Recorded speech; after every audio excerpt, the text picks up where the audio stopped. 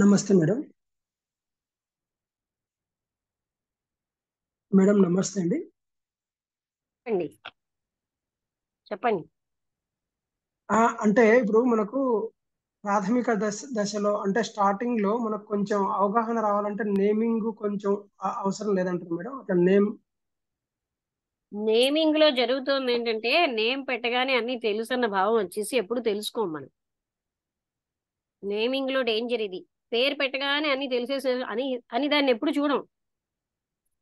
మరి మనం తెలుసుకోం. చూడండి, ఇప్పుడు మనం పోల్చి వదిలి పెట్టేస్తున్నాం కదా, మనకు అర్థమైపోయిందని ఓ భావనలో ఉంటాం. అది అక్కడిది ఇక్కడిది పోల్చి వదిలేసి నాకు అర్థమైపోయింది అంటారు. అది అర్థం కాలేదు. అలాగే పేరు చెప్పినంత మాత్రంలో మనకి ఎక్కడ అర్థమైపోయిందండి? కృష్ణుడా నాకు తెలుసు అంటాం. కృష్ణుడి కోసం మనకి ఏం తెలుసండి? మనకి తెలుసన్న అదైతే భావనలో మనం కరెక్ట్. ఉంటాం. కోపమా నాకు తెలుసు అంటాం. మనకి ఏమిటి సంపూర్ణంగా తెలుసుట? ఈ నేమింగ్ వల్ల మనం అసలుగా తెలుసుకోవటం లేదు. లోపలికి వెళ్ళి అంటే ఇప్పుడు ఇంకా ఇప్పుడు లోతుగా తెలుసుకోం. నేమ్ ఉమ్, పెట్టమనుకోండి జాగ్రత్తగా చూస్తాం. ఉమ్. అంటే ఇప్పుడు నేమ్ పెట్టినప్పుడు మనకు అంటే దానికి ఒక పాసిబిలిటీ అంటే గుర్తించడానికి అనుకూలత దొరుకుతుందా నేమ్ పెట్టకున్నా అర్థం కూడా అలాగా? చేసుకోవడానికి ఇప్పుడు గుర్తించక్కర్లే, అవగాహన చేసుకుంటే కదా అందులోంచి బయటకు వస్తాం. మీరు ఉమ్. ఇంకోళ్ళకి చెప్పడం ముఖ్యమా, మీకు అవగాహన అవ్వడం ముఖ్యమా?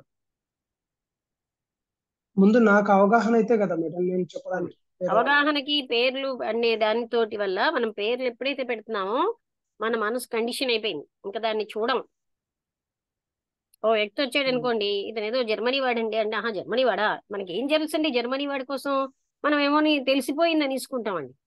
జర్మనీ వాడు గనుక వాడిని ఏం చేసినా పర్వాలేదు, మనవాడు కాదు కదా. అంటే అలాంటివన్నీ మొదలవుతున్నాయి అన్నమాట. పేర్లు పెట్టడం యాక్చువల్ గా ఉమ్. మనం పేర్లు పెట్టిన తర్వాత దాన్ని చూడం, అవగాహన చేసుకోం. అంటే ఇప్పుడు ఈ లెక్కన చూసుకుంటే మనకు దేని మీద సంపూర్ణ అవగాహన అనేది లేదనేది అర్థమవుతుంది. అంటే అంటే మనం అంటే ఉన్నదా ఓ ఎక్కడా ఏ లేదు మనకి. మనం పేర్లు పెట్టేసుకుంటాం. ఆహా, పక్క వాడి కోసమే మనకు తెలీదు, మన ఫ్రెండ్ కోసమే మనకు తెలీదు. అవును.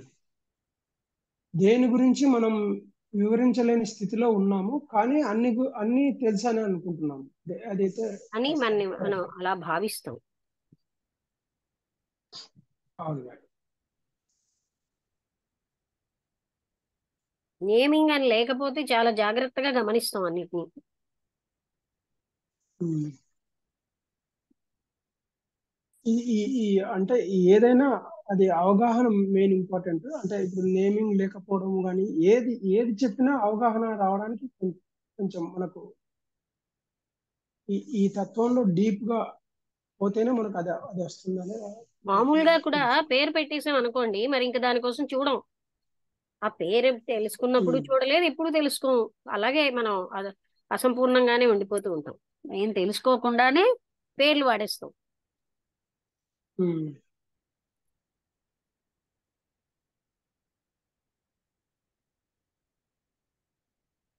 ఇంతకు చెప్పండి మీరు, ఎంత జ్ఞాపకం ఉంటే అది. అదే మహత్ మేడం. అంటే ఇప్పుడు చెప్పండి మేడం. మహత్వం. అదే మేడం. మొదటి ప్రశ్న, మహత్ అంటే ఏమిటి అని. ఉమ్. అదే అంటే అహము దేహధారణ చేస్తుందని చెప్పారు కదా మహర్షి గారు. ఆ, ఉమ్. అంటే అహం దేహధారణ చేసి ఇప్పుడు ఈ మళ్ళీ ఇక్కడికి వస్తుంది. ఈ అహం ఎప్పుడైతే అహం అహం స్ఫురణ ఎప్పుడైతే నశిస్తుందో అప్పుడు మళ్ళీ ఏకత్వంలోకి వెళ్ళిపోతుంది అని. అహము అంటే ఇదము అని మనస్సును రెండుగా విడగొట్టేది. అహంకారము మనస్సు, అహము ఇదము, దేహము ప్రపంచము, అలా విడగొట్టేది. ఉమ్, అంటే చాడ్విక్ విశ్వ చైతన్యం అంటే ఇదేనా అని అడిగేది.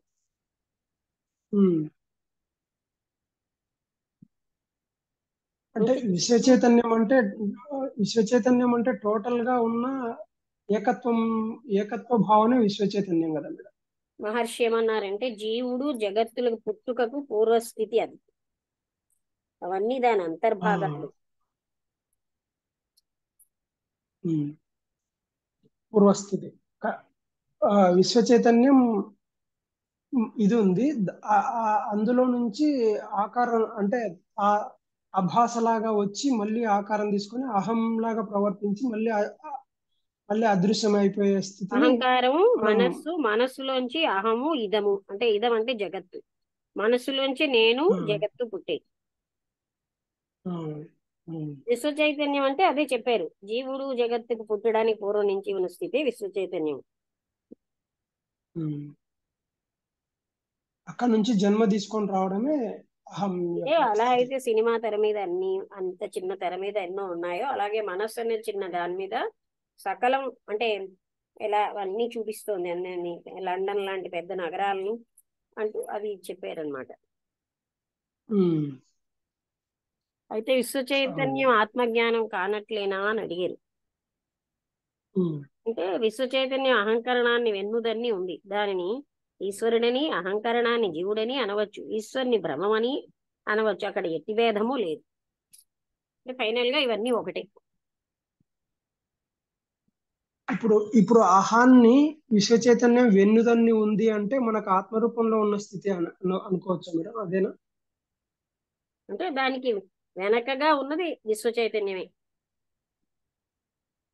నా అంటే ఇప్పుడు అంటే మనకు మనకు మనస్సుకి స్ఫురణ. వెనకగా వినండి, అహంకరణ అన్నా ఉమ్, మనస్సే కదా. దాన్ని వెనకగా ఉమ్, వెన్నుదన్ని అంటే దాన్ని అలా గట్టిగా అది నిలవడానికి కారణంగా ఉన్నది. ఆ విశ్వ చైతన్యమే లేకపోతే అంటే దాని యొక్క కాంతి వల్లనే మనసు పనిచేస్తుంది. అదే మేడం, అంటే స్ఫురణ అనొచ్చు.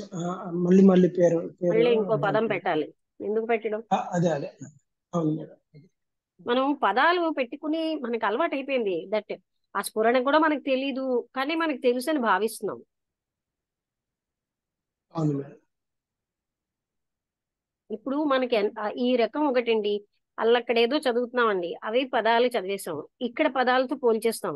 మనం మోసం చేసుకుంటాం మనకు అర్థం అయిపోయిందని. అది అర్థం అవ్వడం కాదు. ఉమ్. అంటే అంటే ఇప్పుడు ఇప్పుడు అందరూ చేసే పని అవును మిత్రులని మేడం. కాదు. ఉమ్. అవును మేడం. ఇప్పుడు ప్రతి విషయంలో నేను గ్రహిస్తున్నాను, నేను చూస్తున్నాను అనే దాని వెనక ఉన్నది ఇదే కదా మేడం. అంతటికీ మూలం ఆత్మతత్వమే కదండి. అది వేరు కదా, అదేం వేరే కాదు కదా. విశ్వ చైతన్యం అన్నదేనా ఆత్మతత్వం అన్నా అంతా ఒకటే. దాని వల్లే మనసు ఉమ్, ప్రకాశిస్తుంది, పని చేయగలుగుతుంది. ఉమ్. అది లేకపోతే మనస్సే పని చేయదు. అందుకని దానికి వెన్నుదన్ని అంటే దానికి ఆధారంగా ఉన్నది అదే అని చెప్తున్నారు. అది అది అది వెన్నుదన్ని ఉంది. మరి దాన్ని మరపులోకి తీసుకొస్తుంది. ఏది ఈ మనసు. అవునండి, మనస్సు ఉన్నంతసేపు అది మరి మనస్సు పనే కాదు. మనస్సు సత్యహంతకి అని బ్రదర్స్ కి చెప్పారు కదా. ఉమ్, డ్రామా అంతా అక్కడే జగన్నాటకం. ఉమ్, మనస్సు పని చేయడానికి కారణం అదే, కానీ మనస్సు దాన్ని తెలియకుండా చేస్తుంది. ఉమ్. అది తెలుసుకోదు. అంటే ఇప్పుడు మనము ఒక చూపు చూస్తున్నాం మేడం, కన్ను చూస్తుంది. చూసినప్పుడు మనసు మనసు అయినప్పుడే మనం ఆ, ఎదుటి వ్యక్తిని గ్రహించగలుగుతున్నాము. మనసుతో ఏంటంటే అదేంటి, తాదాత్మ్యం మనస్సుతోటే కన్ను. కన్ను చూస్తోందంటే మనస్సు కనెక్షన్. మీ మనస్సు అవేళ ఏదో ఇంకో వైపు ఎక్కడికో వెళ్ళిపోయినప్పుడు మీ కన్ను చూస్తున్నా చూడదు కదా. ఎదురుకుండా వ్యక్తి వస్తున్న అదే మీ జరుగుతుంది. ఆలోచనల్లో మీరు ఉంటారు. అంటే అవును మనస్సు మేడం. అక్కడ ఉండాలి. మనసు ఉండాలి అంటే ఆత్మ కూడా దాంతో పాటు ఉన్నట్టే కదా మేడం. అవునండి, మనస్సు పనిచేసేది ఆత్మ చైతన్యం. ఇప్పుడు కరెంట్ ఉంటేనే ఫ్యాన్ పనిచేస్తుంది. ఆత్మ చైతన్యం ఉంటేనే మనస్సు పనిచేస్తుంది. మీరు ఎక్కడో కన్ఫ్యూజ్ అవుతున్నారు. ఇప్పుడు జ్ఞానికి మనసు లేని స్థితి ఉంటుంది కదా మేడం. జ్ఞానికి గ్రహించేది మనం గ్రహించేది ఏం తేడా ఉంది మేడం? మనస్సు అడ్డు లేదు కదా. మనకి ఆ మనస్సే అది సముద్రం అంత అడ్డు అయిపోయింది.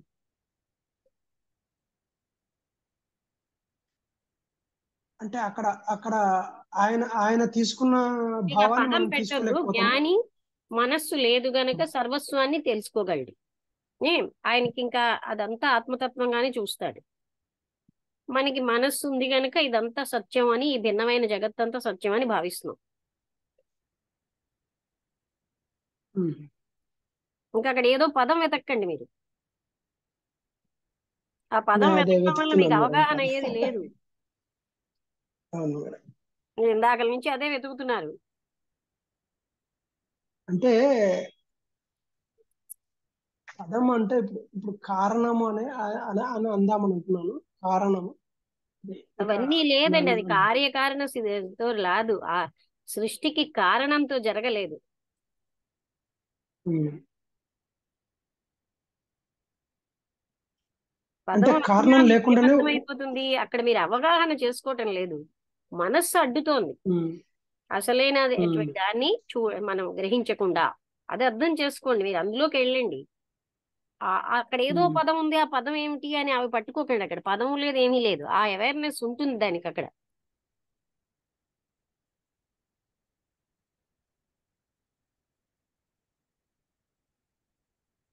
ఇప్పుడు జనకుడు హేమచూడు ఏ అవేర్నెస్ తోటి, ఏ ఇంటెలిజెన్స్ తో పనిచేశారు అంటే, అక్కడ ఇంటెలిజెన్స్ కూడా ఆత్మతత్వం యొక్క ఒక లక్షణమే.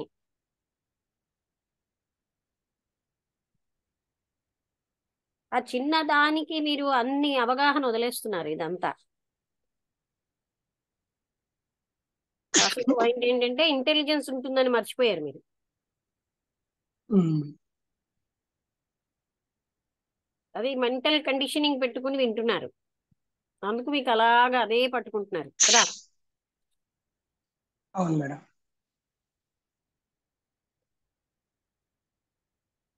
అది ఇప్పటికి ఇవాళ వచ్చింది, ఈ టైప్ ఆఫ్ అజ్ఞానం ఆ క్షణానికి వస్తుంది. మీరు ఆ విషయం అంతా వినకుండా, దాన్ని ఎక్స్ప్లెయిన్ చేయకుండా, ఆ తర్వాత మీరు డౌట్ అడగండి అసలు. ఉమ్.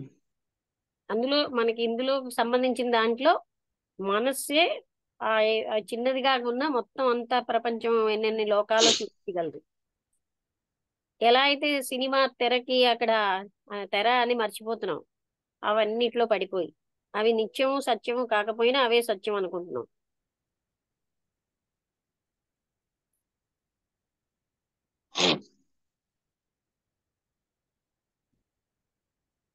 వీటన్నిటికీ మనం మీరు చదివిందే మళ్ళీ మీరు మర్చిపోయి అడుగుతున్నారు. అక్కడ ఏదో అదే మేడం. ఉండాలి కదా, అలా ఎలాగా అలాగా కండిషన్ అయిపోవడం కాదు. It has supreme intelligence, bliss, love అన్ని ఒకేసారి వర్క్ చేస్తాయి. కంపాషన్, సంపూర్ణ స్థితి అది. సంపూర్ణ స్థితికి ఏదైనా సంభవించింది ఉంటుందా అక్కడ? అక్కడ వేరే ఒక పదం వచ్చి అది పని చెయ్యాలా?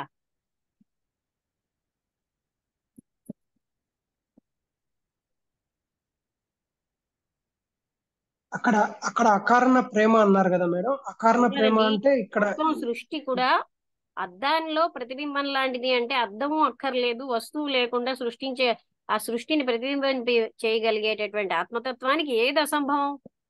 మీరు ఇంకే పదాలు ఎందుకు వాడుకుంటారు అక్కడ? సృష్టి అంతా ప్రతిబింబింప చేస్తోంది. అద్దంలో ప్రతిబింబానికి అద్దం అవసరం, వస్తువు అవసరం.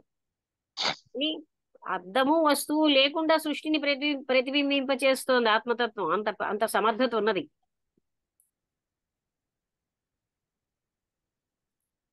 ఇవన్నీ మీరు తెలుసుకున్నారు త్రిపుర రహస్యంలో, అక్కడే వదిలేశారు.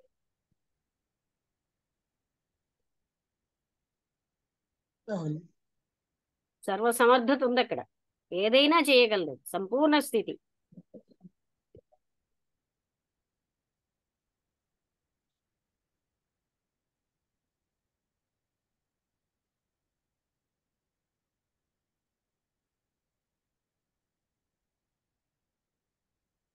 చెప్పండి ఇప్పుడు.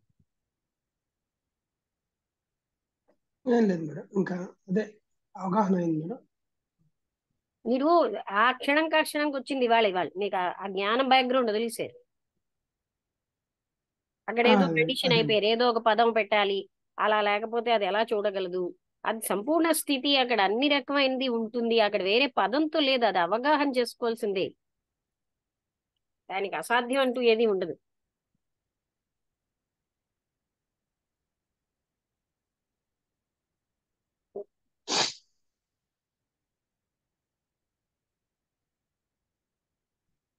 అందుకే మనకి ఎంత జ్ఞానం వచ్చినా మళ్ళీ ఇలాగే పడిపోతూ ఉంటాం.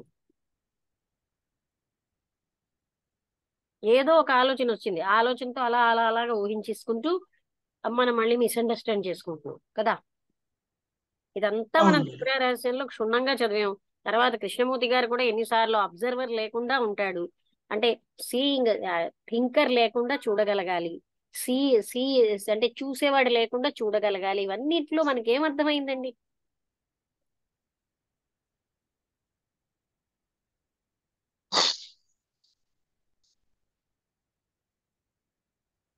థింకరే అడ్డు, చూసేవాడే అడ్డు. ఇదంతా మనస్సు చేత కల్పించబడింది.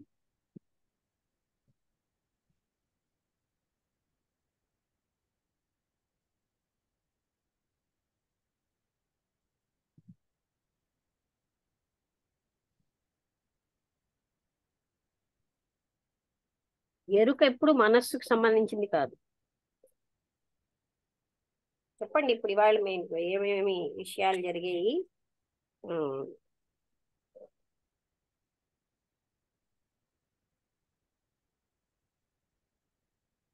అంటే అదే మనస్సుకేమో సాక్షి కావాలే అని అన్నారు ఆ పృచ్ఛకుడు. అంటే ఎవరా సాక్షి అని దాన్ని కూడా ఆయన అన్నారు. అంటే మనకి ఏంటంటేనండి, నేను ఎక్కడో ఉన్నాను అన్న భావం అలవాటైపోయి నేను సాక్షిగా ఉన్నాను అని మనం ఎన్నిసార్లు చెప్పినా పదాలు అర్థం చేసుకోవట్లేదు. మనస్సు కల్పించింది నేను తప్ప నేను లేనని. కానీ మనం అది వింటాము, చెప్తాము, అర్థం చేసుకోవట్లేదు. అందుకనే ఎక్కడో నేనున్నాను అంటే మీ అనే భావన మిగులుతుందని మహర్షి అదే చెప్పారు. నేనెవరు అని అంటే అప్పుడేమో నేనని అని జవాబు చెప్తావు. ఆ నేనెవరో మళ్ళీ చెప్పవలసి ఉంది. నిన్ను అహంకరణగా భావించుకుని నేనంటావు. ఆ అహంత నేనేనా నీవనే సాక్షి? ఈ మాట్లాడేది మనస్సే. అది తనకు తానే సాక్షిగా ఎలాగూ కాలేదు. తానే విధించుకున్న పరిధిలో మనస్సుకి మరపునకు ఒక సాక్షి కలదని నీ తలంపు. ఆ సాక్షి నేనని కూడా అంటావు. విస్మృతిని పరికించేవాడు మరపును తాను చూస్తున్నా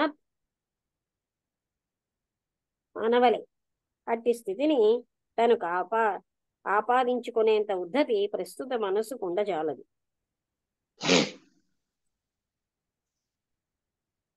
ఇంకేంటి అడగండి.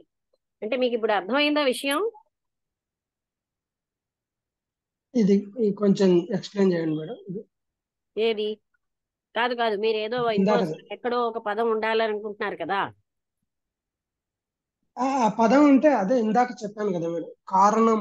కారణము అని అన్నాను. కారణం అంటే కారణం లేదు, కార్యం లేదు, అది అలా సంభవిస్తుంది అని ఓ చెప్పాను. చూడండి, అద్దంలో ప్రతిబింబించడానికి కారణం ఏమిటి? అది ప్రతిబింబింప చేస్తోంది. అసలు నిజంగా ఎగ్జిస్ట్ అయ్యి లేదు ఈ జగత్తు. మనస్సు ఉంటేనే జగత్తు, లేకపోతే జగత్తే లేదు. అంటే ఇప్పుడు అద్దంలో ప్రతిబింబం అంటే బింబం ఉంటే కదా మేడం వచ్చేది ప్రతిబింబం. ఇందాక నుంచి నేను చెప్తున్నాను, మీరు క్యాచ్ చేయలేదు. వస్తువు ఉంటే బింబం ఉంటుంది కదా. ఆ, మరి వస్తువు లేకుండా, అద్దము లేకుండా అంత సమర్థత ఉంది గనక, సంపూర్ణ స్థితి గనక అది ప్రతిబింబింప చేస్తోంది ఆత్మతత్వం. అన్ని సమర్థతే ఉమ్. అక్కడ కదా. అద్దం అక్కర్లేదు, వస్తువు అక్కర్లేదు, తనలో ప్రతిబింబింప చేస్తోంది. ఇదంతా మనం అంటే త్రిపుర ఇప్పుడు రహస్యంలో ఇప్పుడు రిపీటెడ్ గా చదువుకున్నాం. అవును మేడం. అద్దానికి అద్దం ఉండాలి, వస్తువు ఉండాలి. ఇక్కడ ఏమీ లేకుండానే అది ప్రతిబింబింప చెయ్యగలిగే సమర్థత ఉంది.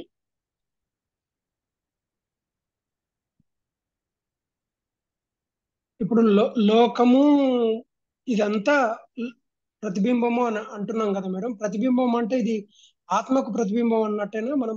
అంటే ఆత్మ ప్రతిబింబం అంటే మనం కూడా ఆత్మస్వరూపులం ప్రతిబింబానికి అన్నట్టే అక్కడ కదా మేడం. వస్తువు లేకుండా ప్రతిబింబింప చేస్తుంది. మీరు అర్థం చేసుకోండి ఇక్కడ.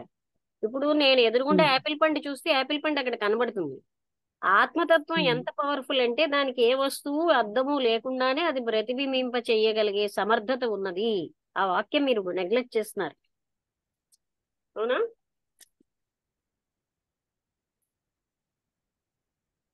దానికి సర్వ సమర్థత గనక వస్తువు అద్దం అక్కర్లేదు, వస్తువు అక్కర్లేదు.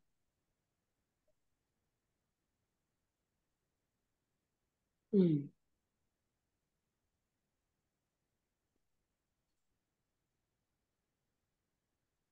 మీరు ఆమోదించినా లేకపోయినా జరుగుతున్నది అది.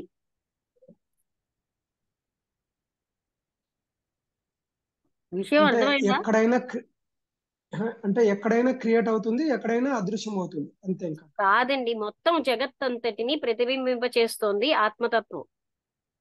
మనకు జగత్ అని ఉమ్. కనబడుతున్నదంతా కూడా ఓన్లీ ప్రతిబింబం. అది సత్యం కాదు, దానికి ఉనికి లేదు, అది సృష్టించబడలేదు.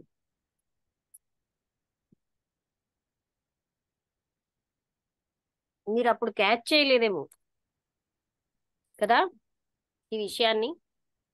అంటే క్యాచ్ చేసి నాకు అర్థం కాలేదు మేడం, కొంచెం కొంచెం అంటే పూర్తి స్థాయి అవగాహన రాలేదు అందుకని. నేను అందుకే ఎన్నిసార్లు అడిగేదాన్ని డౌట్స్ అడగండి అని. అంటే అక్కడ ఇది కేవలంగా ఎలా అయితే స్క్రీన్ లోని అవన్నీ కనిపిస్తాయో ఆత్మతత్వంలో ఇదంతా కనిపిస్తోంది అంతే.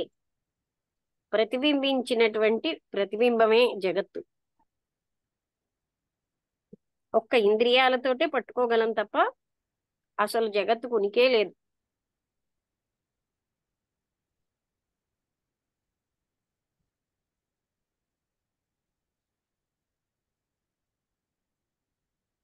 మేము అర్థమైందా?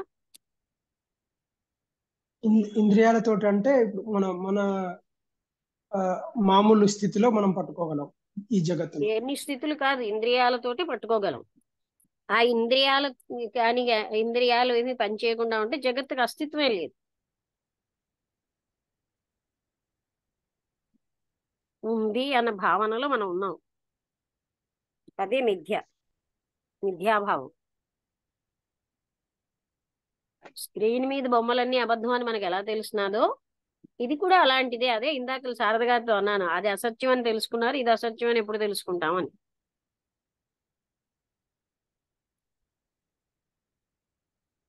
అంటే ఇప్పుడు ఇప్పుడు ఇంద్రియాలే అబద్ధము, ఇంద్రియాలతో పట్టుకుండేది కూడా అబద్ధం అన్నట్టేనా కదా కదా మేడం, అంతే కదా?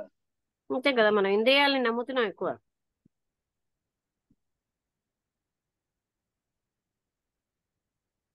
అంటే ఇది కేవలంగా ప్రతిబింబం ఎంత సత్యమో జగత్ అంత సత్యం అండి. ఉమ్. ప్రతిబింబాన్ని మనం క్యాచ్ చేయలేం. ఈ జగత్తుకి కేవలం ఇంద్రియాలతోటి అంటే దాన్ని గ్రహించగలుగుతున్నాం కానీ జగత్తు ఇంద్రియాలకు అతీతంగా దాన్ని గ్రహించలేం. అది కేవలం ఒక ప్రతిబింబమే.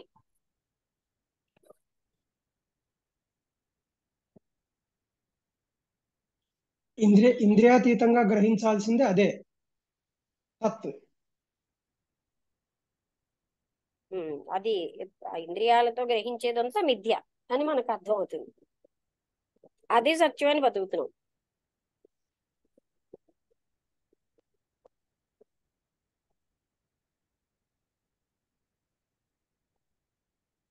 అంటే ఇప్పుడు ఇప్పుడు ఒక మనకు చూపు లేదనుకోండి, ఒక ఒక ఒక ఒక ఇన్స్ట్రుమెంట్ తగ్గినట్టే కదా మేడం అక్కడ.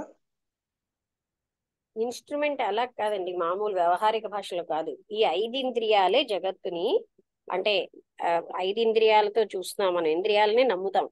అందుకని ఐదింద్రియాలతో చూసేది రైట్ అనేసుకుంటున్నాం. అందుకే ఉమ్. ఇంద్రియాతీతం అయితేనే గాని అసలు తత్వం అర్థమవుతుంది. ఐదింద్రియాలతో పట్టుకునేదంతా మిథ్యే.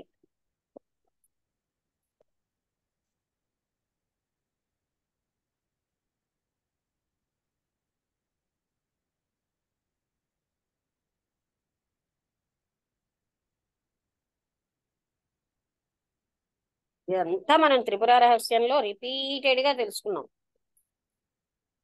ఇది కేవలంగా ప్రతిబింబిస్తోంది, అంటే ఉన్నట్టుగా కనిపిస్తోంది. ప్రతిబింబం ఎలా ఉంది అద్దంలో, అంతే ఇది కూడా.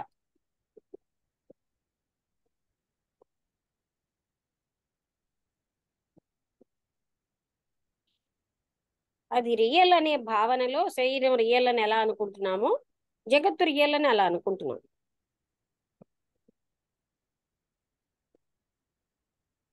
నీ చేత చూడబడేదేది నీవు కాదు అన్నది ఆవిడ హేమచూడుడితో హేమలేఖ. శరీరం చూడబడుతోంది, జగత్తు చూడబడుతోంది, ఇవేవి కాదు ఆత్మతత్వం. ఇదంతా అసత్యమే. ఎన్నోసార్లు చదువుతున్నాం, మనం మర్చిపోతాం, మననం చెయ్యం కదండి.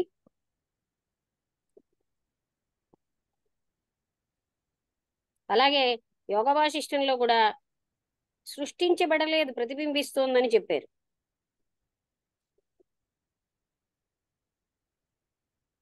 ఇప్పుడు పంచభూతాలతోటి వచ్చింది, పంచభూతాలు పంచభూతాలతోటి కూడా గ్రహిస్తున్న. ఆత్మతత్వంలోంచి వచ్చినవే. అర్థమైందా? మరి అలాగే భూతాల అదృశ్యం అవుతున్నాయి కదా మేడం, పంచభూతాలు అదృశ్యం అవుతున్నాయి కదా దేహంతో. పంచభూతాలకి ఉనికి లేదు. పంచభూతాలు కూడా అందులోంచి వచ్చాయి, ఆ ప్రతిబింబంలో భాగమే.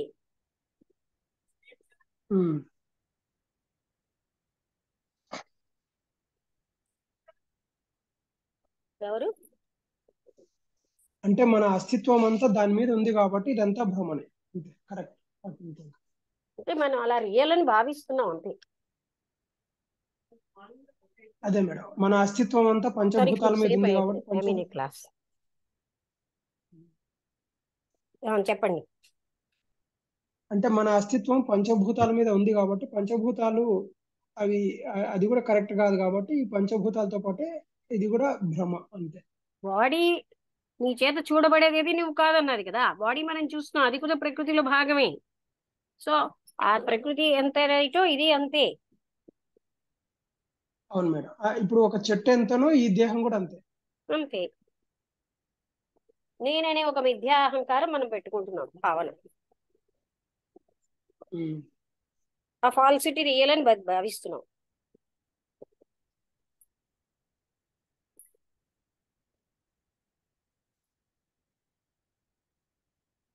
అర్థమైందా? అర్థమైంది మేడం. ఇప్పుడు దేహాన్ని భాషింపజేసే ఈ యొక్క స్థితినే మనం నిజం అనుకుంటున్నాం. దేహం ఎలా అసలు ఈ భాషిస్తుందో జగత్తు అలా భాషిస్తుంది. ఆ జగత్తులో భాగమే అంతే. దేహం కూడా. ఇదంతా భాషించేదే. అవును మేడం.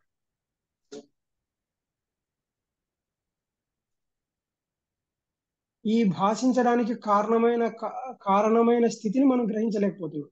అది కారణరహితంగా భాషిస్తుంది.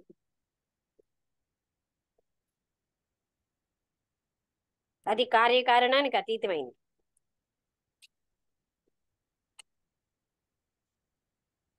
మరి కార్యకారణానికి అతీతమైనది అన్నప్పుడు కార్యకారణంతోనే నడుస్తుంది అని అంటారు కదా మేడం, అవును, ఎలాగ జగత్తు దానికి నడుస్తుంది, అతీతం? కానీ అది అసలైన ఆత్మతత్వం కార్యకారణానికి అతీతమైంది. జగత్తు కార్యకారణంతో నడుస్తుంది అంటే మన కర్మలు ఈ స్థితుల జగత్తే వల్ల మిథ్య నడుస్తుంది. ఏమంటారు? ఈ మిథ్యా ఆ, జగత్తుని భాషింపచేసే ఆత్మతత్వం మనం. అక్కడ ఆ, కారణం లేదు. ఆ, ఆ.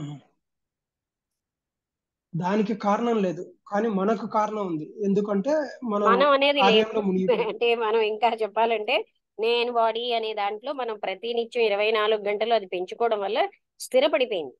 మనం ఏమి ఏ రకమైన సంబంధంలో కూడా దేహం నేను అన్న భావాన్ని పెంచుకునేటట్టే జీవిస్తాం. దేహం నేను కాదు అనేటటువంటి దాన్ని మనం ఇష్టపడం. మన సంబంధ బాంధవ్యాల్లో 5 నిమిషాలు మాట్లాడితే దేహం నేను. అందుకే మనకి అది ఆ అసత్యమే మనకి దృఢంగా అయిపోయింది. దేహం నేను అన్న అసత్యమే సత్యంగా ఉంది మనకి. ఆ అసత్యం మనం ప్రతినిత్యం దాన్ని బలపరుచుకుంటున్నాం. ఆ, మనం ఎందుకని నేను అంటున్నాను, ఏదో పురాణాల్లో చదువుతున్నాం కానీ ఆ అది మనం ఆలోచించి అంటే ఎప్పుడు కూడా అది సత్యం అని తీసుకోవట్లేదు. అంటే ఇప్పుడు కార్యకారణం అనేది కూడా దీనికి సంబంధించింది, ఇక్కడ లోకానికి సంబంధించింది. అంతే కదండి, అక్కడ కాజ్ లెస్ అంటారు కృష్ణమూర్తి గారు.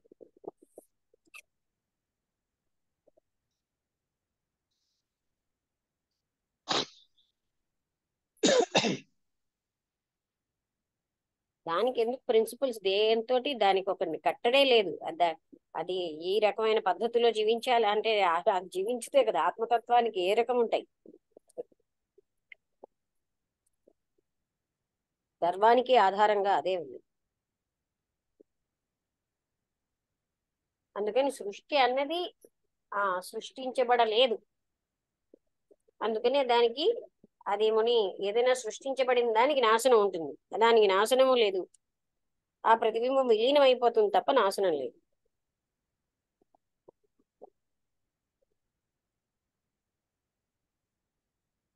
అర్థమవుతోందా? లీనం అంటే ఇప్పుడు లీనం అయిపోవడం అంటే మేడం ఎట్లా? అంతే, అది ప్రతిబింబిస్తోంది, ప్రతిబింబాన్ని వెన్ని విత్డ్రా అయిపోతుంది అంతే.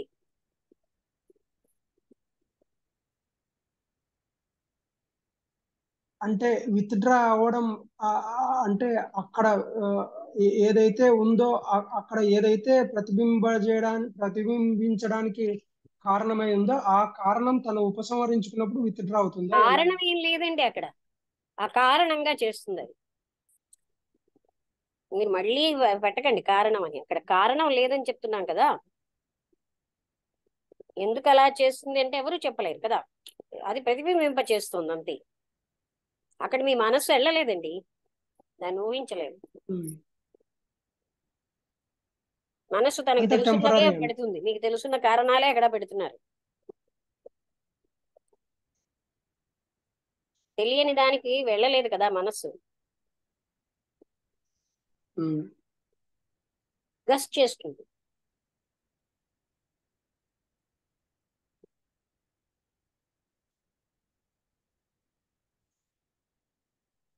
మనం చూసారా, మనస్సు రేంజ్ తో అనంతత్వాన్ని పట్టుకుందాం అనుకుంటాం, అంతేగాని ఇది మనసుతో చేస్తున్నానని ఎరుక ఉండట్లేదు కదా. అవును మేడం.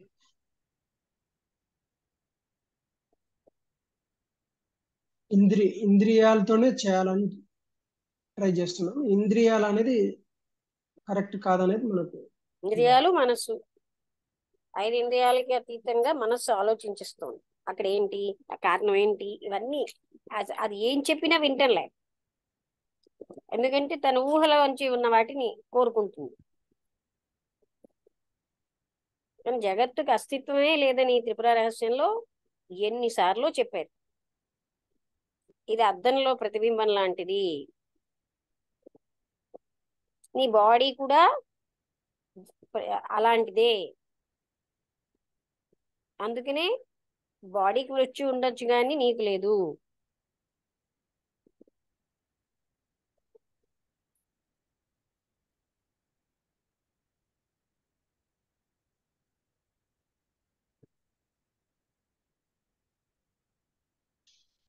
అర్థమైందా ఇప్పుడు మీకు?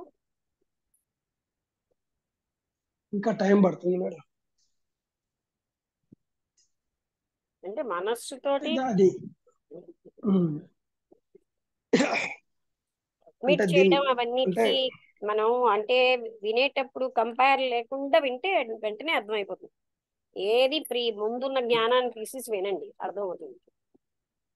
ప్రీ ఉమ్. డిటర్మిన్డ్ జ్ఞానం వదిలేయాలి, అడ్డేది అదే. వాళ్ళు అక్కడ ఎలా చెప్పలేదు, వీళ్ళు ఇక్కడ ఎలా చెప్పలేదు, ఇవన్నీ కాదు. అన్ని చోట్ల అదే చెప్పారు, మనం గ్రహించాం. మనం యోగ వాసిష్టం చదివాం, అందులో అలాగే చెప్పారు. అంటే అన్ని ఇది చోట్ల అదే ఏ చెప్పారు. కొలతలకు అందదు అన్నప్పుడు ఆ మళ్ళీ మనం కొలతల్లోనే ఇది చేయడం కోసం ట్రై చేస్తున్నాం కాబట్టి దొరకడం లేదు మేడం. మీరు అవునా, మీ మైండ్. నా మైండ్ అంతే మేడం. అంటే నేను ఎంతసేపు ఇది కొలతలకు అందదురా అంటే నేను ఎక్కడో ఒక దగ్గర అందిపించుకోవాలని ట్రై చేస్తున్నాను అంతే. అందుకే నాకు అర్థం కావడం లేదు. ఎంతసేపటికి అర్థం కాదు అది. అది అంతేకాదు, గత జ్ఞానం ఒకటి వెనక పెట్టుకుని అది పెట్టుకున్నారు. ఆ గత జ్ఞానం కూడా డిఫెక్టివ్ గానే ఉంది, అది మనం అర్థం చేసుకోం. గత జ్ఞానం అంటే మళ్ళీ అజ్ఞానమే కదా మేడం. అలా అందువల్ల కాదు, గత దానివల్ల జ్ఞానం గత మెమొరీని దృష్టిలో పెట్టుకుని ఆ గత మెమొరీ కూడా అజ్ఞానం గానే, అంటే ఏమీ సరిగ్గా తెలుసుకోలేదు అక్కడను. అర్థమైందా? ఆ విషయం గత తెలియకుండా అహంకారం జోడిస్తాం. నాకు తెలిసింది అంటే ఇంకా మీరు జోడించలేదు, నాకు తెలుసుంది ఎక్కువ కదా, ఇదేమో నాకు తెలుసున్న రేంజ్ లో లేదు అని మళ్ళీ అది చూస్తాం, అది అవగాహన అంటాం. అంటే అంటే మనకు తెలిసింది అంటే నా చేతిలో నేను పట్టుకోవాలా అంతే. ఇంతకు ముందు చదివింది మెమొరీలో ఉంటుంది కదా, దాంతో ఎక్కడో అవును అది మేడం. పక్కన వెనక బ్యాక్గ్రౌండ్ లో ఉంటుంది, లేకపోతే ఇంతసేపు అవ్వదు అవగాహనకి. అంటే నా అవన్నీ పరిధిలోకి కాంప్లికేటెడ్ గా మన తీసుకురావాలని లోపల ప్రయత్నం. ఉంటాయండి. అవును మేడం. అంటే నా పరిధిలోకి వస్తేనే నేను ఇది చేయాలి అన్నట్టు ప్రయత్నం, అంతే, పరిధిలో కాదు, అంతకంటే ఏం లేదు. మీరంటే మీ మెమొరీ కదా అక్కడ. అవును మేడం. ఆ మెమొరీని పట్టుకున్నారు కనుక అది అడ్డవుతుంది మనకి. దీనికి తోడు అహం ఒకటి, నేను గ్రహించిన జ్ఞానం అని అహం పెట్టుకుంటాం. మనం గ్రహించిందనగా అప్పుడు మాత్రం ఎంత. ఏది గ్రహించినా ఇది అజ్ఞానమే కదా మేడం. దీంట్లో నుంచి కాదు కాదు, జ్ఞానం అప్పుడు అనేది కూడా ఎక్కడి నుంచి? గ్రహించలేదు అన్న విషయం మనం మర్చిపోతాం. ఇప్పుడు అజ్ఞానమో జ్ఞానమో అది వదిలేండి, ఏ టాపిక్ అయినా అప్పుడు పూర్తిగా గ్రహించట్లేదు. మరి త్రిపుర రహస్యం 3 సార్లు చెప్పుకున్నాం.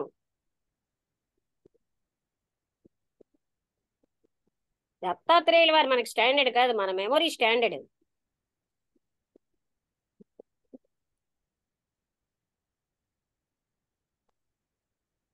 అర్థమైందా? ఆ, అదే మేడం.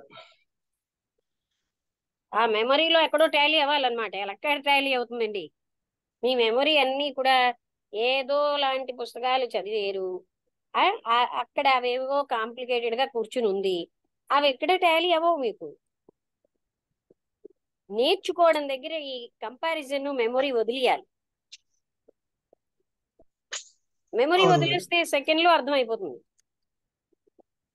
ఉమ్. మనకు అహంకారం కొద్దీ నేను నేర్చుకున్నది ఎక్కువ అందరికీ నా మెమొరీవే ఎక్కువ. ఇక్కడ దత్తాత్రేయుల వారు చెప్పినా, అక్కడ శంకరాచార్యులు చెప్పినా, నా మెమొరీలో నేను పాస్ట్ లో నాకున్నది గ్రేట్ అనే ఒక అహం ఉంటుంది మనుషులందరిలో. దాని వల్ల లెర్నింగ్ డిఫెక్టివ్ అయిపోతుంది. ఉమ్. నేను ఎంత డిఫెక్టివ్ మెమొరీతో ఉన్నానన్నది మనం తెలుసుకోం, కానీ మన ఈగో దాన్ని కవర్ చేస్తుంది.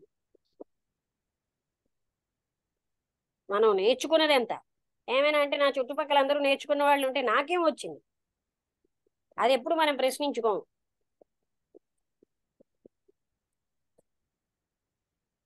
పక్కనే జ్ఞానం ఉన్నా మూర్ఖుడు ఎన్నాళ్ళున్నా గ్రహించెట్ట.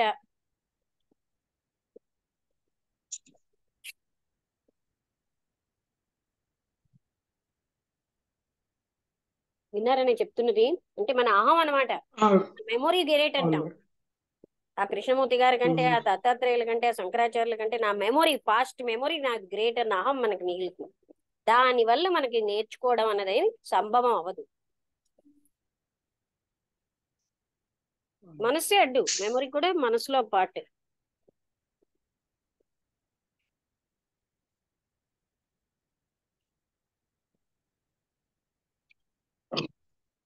అయితే ఒకటే వాక్యం, అది సర్వసమర్థత ఉన్నది ఆత్మతత్వానికి. ప్రతిబింబము అద్దము లేకుండా అది ప్రతిబింబింప చెయ్యగలదు. ఫర్ వాట్ అంటే ఫర్ నో రీజన్, కారణం లేదు.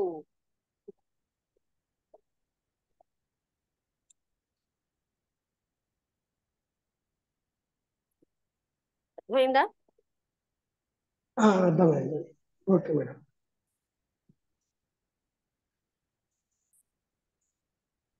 మిగతా అందరికీ అర్థమైందా? అనుపమ గారు, భార్గవి గారు, శారద గారు.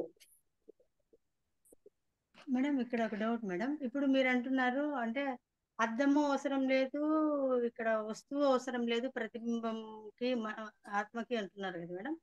ఇప్పుడు మీరు ఎగ్జాంపుల్ చెప్పినట్టు యాపిల్ అనుకుంటూనే మనము అంటే కళ్ళతో చూడకపోయినా మనకు తెలుస్తోంది అది. ఇప్పుడు ఆల్రెడీ కాదు కాదు, యాపిల్ అనేది యాపిల్ పెడితేనే యాపిల్ ప్రతిబింబం వస్తుంది సామాన్యంగా. అద్దము ఉండాలి, యాపిల్ ఉండాలి, అక్కడ రెండు అక్కర్లేదు అన్నాను. అంటే అక్కడ రెండు అక్కర్లేదు అంటే మనం అద్దము అది మీ అనుకుంటేనే మనసుకు అద్దం అతీతం, అది చేయగలదా పని? అర్థమైందా? మీరు దాన్ని మనసుతో పట్టుకోలేరు. అంటే నేనేమనుకున్నానంటే మీరు ఇప్పుడు అనుకోకండి, యాపిల్ దయచేసి ఇప్పుడు మీ మనసును అక్కడ ఉదాహరణ పెట్టకండి. నేను ఎగ్జాంపుల్ ఏమి ఇచ్చానంటే, యాపిల్ ఎక్కడ పెడితే అద్దంలో యాపిల్ ప్రతిబింబిస్తుంది.